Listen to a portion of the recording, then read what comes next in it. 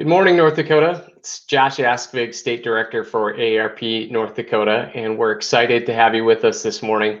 You know, AARP has been working to promote the health and well-being for older Americans for more than 60 years. And in the face of the global coronavirus pandemic, AARP has canceled all of our in-person events until the end of the year. But we're finding other ways to continue to provide information and resources to our members and other North Dakotans, like today's event. AARP North Dakota continues to hear about scammers stealing millions of dollars from unsuspecting consumers every year. Just last week, we read a story about the Federal Trade Commission report that showed that North Dakota was, quote, ranked among the top in losing the most money to COVID-19 scams. So what better day than today to talk about how to avoid scams? And I'm super excited and delighted to be joined by Amy Nofziger of the AARP Fraud Watch Network. Amy's been fighting fraud for 18 years. She served as a term on the state of Colorado's Elder Abuse Task Force, which resulted in Colorado passing a mandatory elder abuse reporting law. Amy is also a certified fraud examiner, and she currently works as the director of the AARP Fraud Watch Network's Fraud Contact Center. In fact, she's talking about she's going to be monitoring calls with volunteers yet this morning. So, Amy, thanks for being on with us. Thank you, Josh, for having me. Good morning, everybody. Yeah, so as I mentioned at the top, North Dakota has continued to see a heavy dose of COVID-related scams, but it's not just North Dakota and it's not just COVID. Can you talk a little bit about what you're seeing and hearing around the country? Yeah, absolutely. I mean, you might feel special to be in the top three. This is one of those categories you don't necessarily want to win, but it's not just North Dakota, it's everybody. And the thing about COVID-19 and the stay-at-home orders is that the scammers' MO is to get all of us under the ether. I mean, that's how they victimize us. Well, guess what? We're already there because of the stress of this pandemic. So the scammers are using that to their advantage, and they're following the headlines just like the rest of us.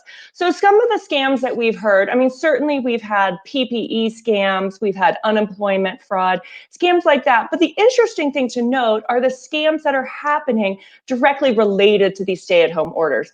So one of the ones that we've heard a lot of are puppy scams. You think, how could a puppy be involved in a scam? Well, a lot of Americans decided that this would be a great time to bring a furry friend into their home. They have time to train them, they're at home with them. Well, so a lot of people are being victimized this way. They're finding these dogs online and they're fake. The websites are fake. And then the scammers are asking for payment in prepaid gift cards, wire transfer, or what we call peer-to-peer payments, brand names like Venmo or Zelle or Cash App. The people pay for the animal and then it never shows up and the money is gone. We're also having a lot of what we call like business imposter scams, like Amazon. Tell me someone who hasn't ordered something online during the stay-at-home orders. So the scammers know that, and they're calling people, texting people, or emailing them saying that there was a problem with your account, but they can help you, and they just need remote access into your computer. And once they're in there, they're stealing your personal information and your money. So lots of different tricks, not necessarily always directly related to COVID. I know the other thing that we've been hearing a lot about here in North Dakota lately, Amy, is an uptick in Social Security scams. I know our Attorney General issued a press release just recently. It's also happening elsewhere. What should folks know about this type of scam? So this scam happens when you get a phone call from someone claiming to be from the Social Security Administration.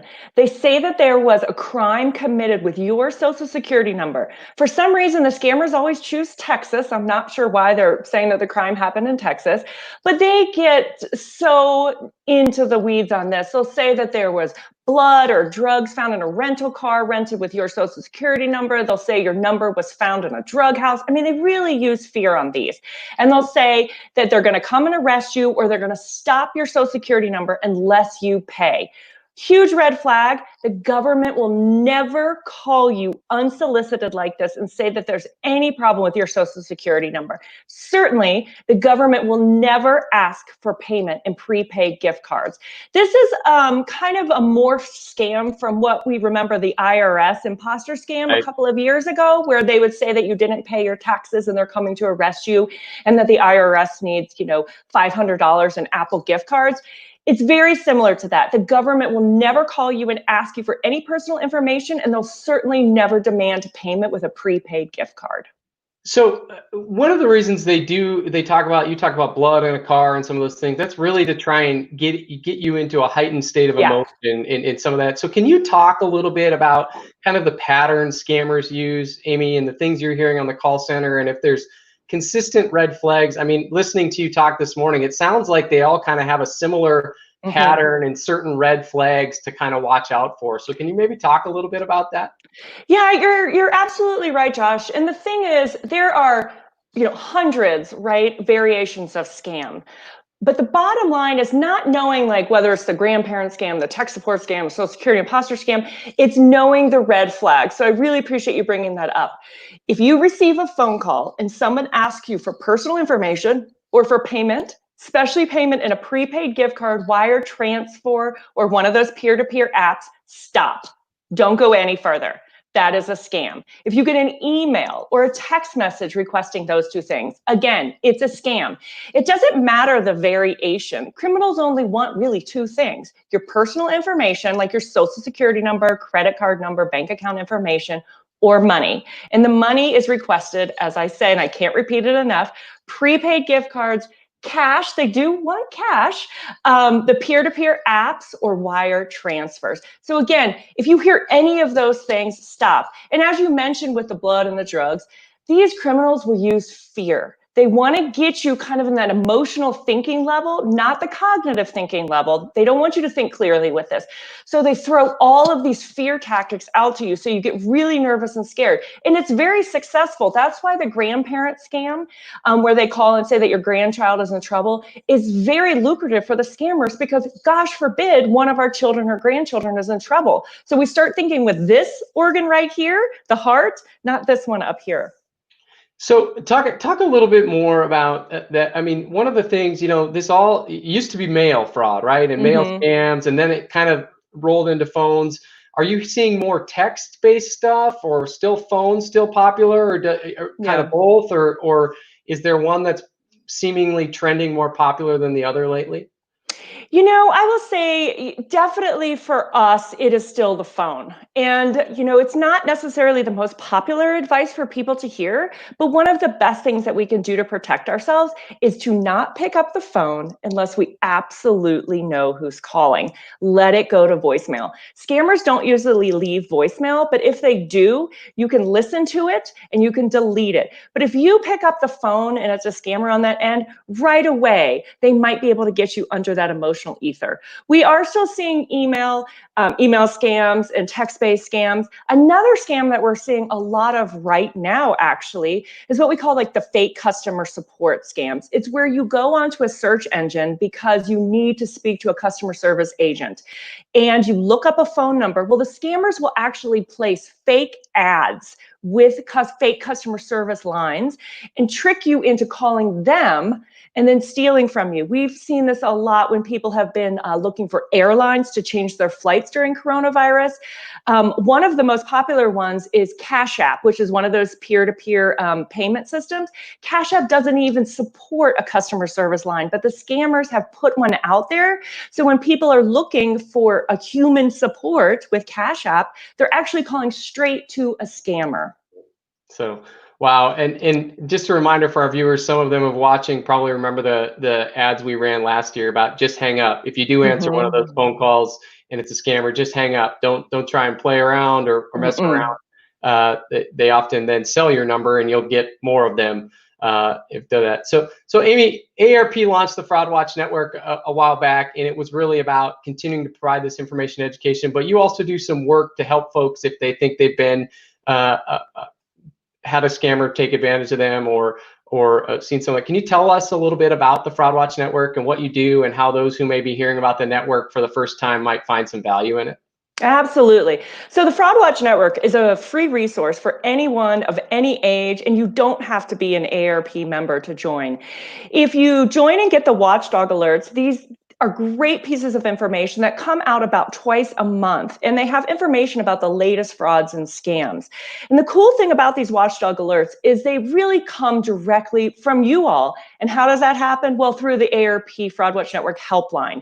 And that's one of my biggest responsibilities. So we have a toll-free helpline that anyone can call with questions about fraud. Perhaps you got a phone call and you're not sure if it's legitimate, you just want to check it out. Perhaps you've been giving to a charity and you want to check on the credibility of that charity. You can call us and our fraud specialists will be able to help you. So we get about 400 calls a day. Wow. And every morning I look through those cases and I find the scams that are trending. I give them to my colleagues, and then the fraud watchdog alerts come from that. So even just this morning, I've seen that we've had complaints about tech support scams. I saw we had a victim where someone went out and bought an Apple iTunes gift card to change their flight. I mean, of course, that is a scam. So our fraud specialists will work one-on-one with you. They'll listen to you. Now, I'm going to be honest, we're not going to be able to get your money back, right? We're not law enforcement. We can't go out and arrest people, but what we can do is we can help set you up for success for the future. We can talk about what to do the next time. We can talk about where else to report it. Perhaps you do need to file a police report. We can help walk you through those steps. Perhaps you're maybe new to this space and you want to get a credit freeze. Our volunteers and fraud specialists can help walk you through that.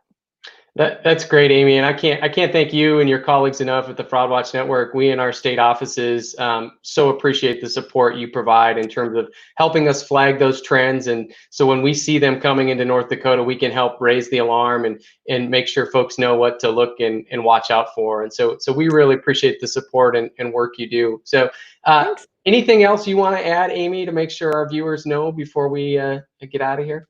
You know, I would just recommend for people to keep that phone number close by. I know it came up on the screen, but it's 877-908-3360. Call us. We're available pretty much 12 hours during the day, so we have extended hours. If you get a phone call and you know it's a scam, but you just want us to know about it, report it as well, because maybe we don't know about it, and that's the first call that's starting. And if you call us and let us know, then we can warn others. That's great, Amy. Thank you so much again for joining us today. And for our viewers, a couple of quick reminders for you about the AARP Fraud Watch Network.